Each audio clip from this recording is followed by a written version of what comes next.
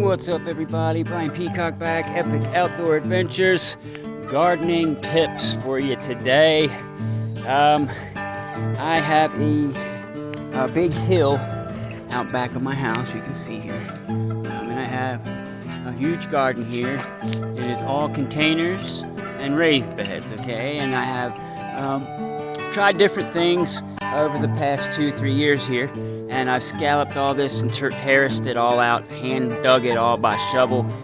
Was not an easy task. I have little walk paths and everything. So through the growing season I'll be showing you more of the garden as well, but today I want to give you the tip of these little drop beam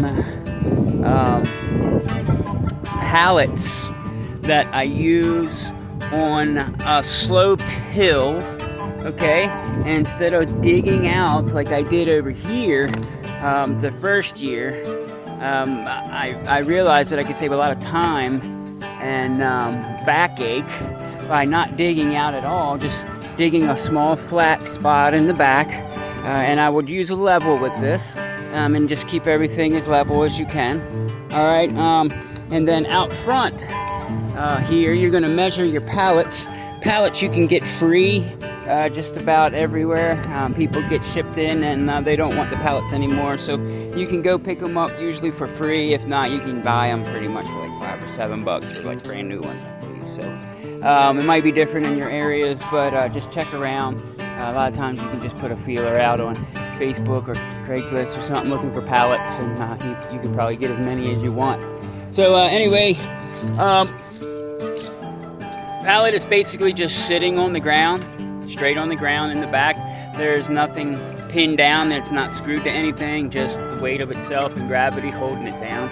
Out here, I used some pressure treated stakes. I think I just cut a 2x4 in half, and I used the stakes, pounded them into the ground a good ways there, and used that as my posts out front. Now we're going to measure the pallet, and we want to get out closer to the edge.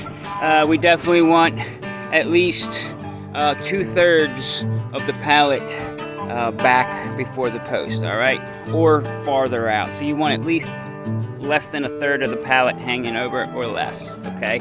That would be good for the support, okay? Now, you take another one. You can use a 2x4. I would suggest a 2x6, but you can use a 2x4 as well. I don't see why it would hurt. You're going to go ahead and just screw that into your posts on both ends. Now I have 2 pallets wide here, and you can do as many as you want, but I think I only have 2 posts here. Yep, I have a post all the way over there, and then I have another post here, okay? And this beam here that I have, it's like a 2x6, and that was an old bed frame that we were throwing away. That was the long end pieces for the bed. I think I used another one on another up there. Yeah, it's right there, the other piece of the bed frame. So this is all salvaged wood. I do some construction and framing, and I'm fortunate enough to get a lot of scrap wood. And I made all of this with all scrap wood. I never bought a thing at the store. This was all scraps. A lot of it's pressure treated, but some of it's not pressure treated.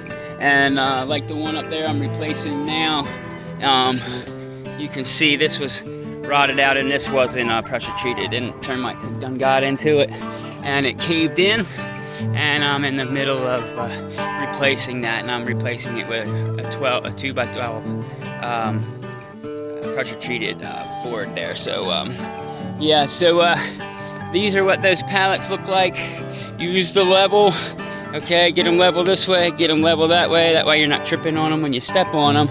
And then also make sure when you use the pallets, all right, the pallets have joists in them or studs, and they will be like 2x4s or 2x3s, and they will run parallel to each other. There's usually 3 of them in a pallet. So just make sure that you run your pallets this way with your framing of the pallets. So if you turned it the other way, you would only be on the planks, and that's not a very safe thing to do, because the planks, some of these planks are only 3/8 of an inch thick, and some of them are 1/2 inch, some of them are 3/4. So they don't always hold the weight structurally. All right, they'll hold weight of buckets, and I have 5-gallon buckets, and I also have 20-gallon buckets up here. And these were all tomatoes and peppers last year, and I'm sure there'll be some tomatoes here again as well. But yeah, just run them studs going straight out, and remember, 1/3 or less overhang. I did throw a screw in here and over on the other side, just on the this would be called a drop beam in framing, and this would be almost like building a deck off the back of your house. Same concept, just a little smaller scale, smaller lumber, and just not as structural of need as a big deck, So you definitely can come up here, and you can stand up here. You can walk out on the end like this, see, and jump up and down. It's very sturdy. Don't trust the planks again. These have been here for 2 years, so they're starting to get tore up a little bit, but I'll just replace them as needed.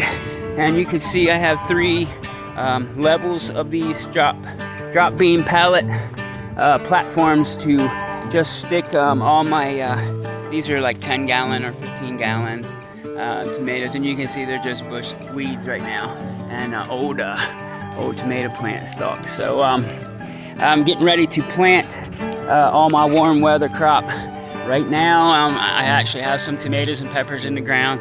So here in Western North Carolina, we can't plant warm weather crops until Mother's Day, which I believe that's like next week.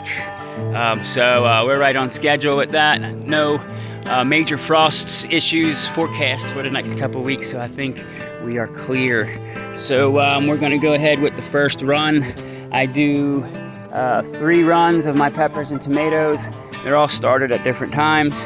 The last run are cuttings or clones off of my first runs, if that makes any sense. So I'll go into all that again on another video.